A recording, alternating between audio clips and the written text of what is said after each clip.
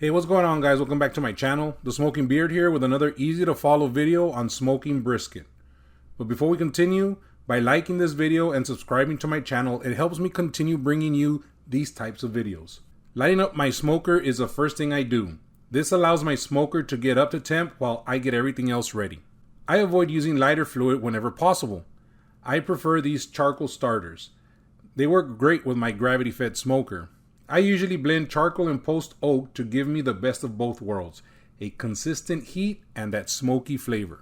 Next on the list is lighting my smoker. I place a charcoal starter at the base of the smoker and light it up. Be patient. Getting your smoker up to temp takes a while, but it is vital to a successful smoking session. Loading up my post oak chunks first so that the brisket has the best chance of picking up that wood flavor. Then I top the rest of the hopper with good quality charcoal. I'm smoking on my Old Country gravity-fed smoker.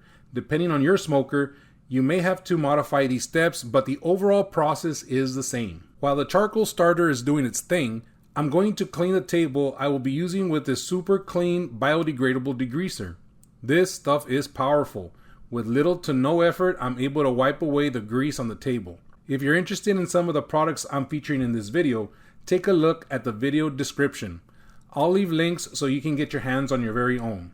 I am an affiliate with companies like Walmart, Amazon, and Sam's. By ordering through these links I provide, it's just another way to help support my channel. The Thermoworks fire management system I've been using for years is a game changer. The 4-channel signals thermometer, Billows fan, meat probe, and ambient temperature probe is all you need to set it and forget it. I've put this system to the test every time I smoke and it has yet to fail me. Links at the bottom if interested. Remember when I said to be patient when getting your smoker up to temp? Well, I'm not. So here's a quick tip. A leaf blower will help accelerate the process and get your charcoal going faster. Set up the Billows fan and don't forget to open up the valve. Install the ambient temperature probe inside your smoker. Add a water pan.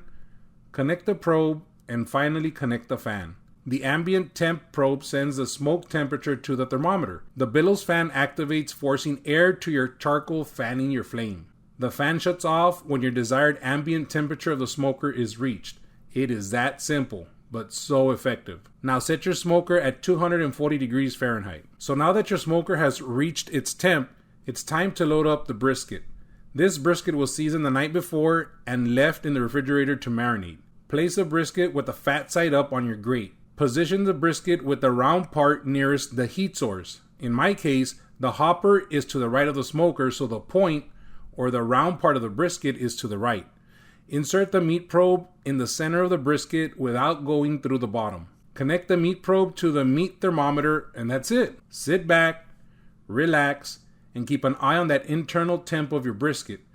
You're looking for an internal temp of 195 to 202 degrees Fahrenheit. At 195, it will produce a very nice slicing brisket, while getting it up to 202 will produce a super tender brisket. So it's been 12 hours of smoking and this baby is done. The brisket has hit 195 degrees Fahrenheit and it's ready for the next step.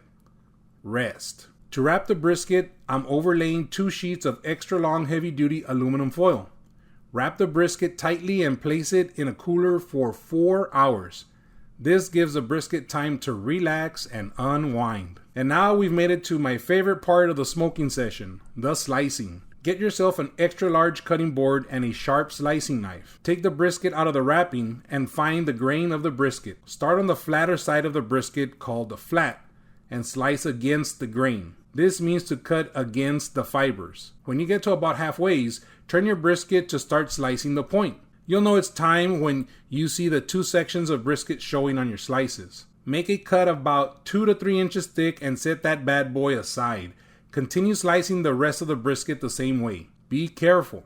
This part of the brisket will be super tender and tends to fall apart on you. At this point, don't worry about cutting against the grain. The fibers are going every which way.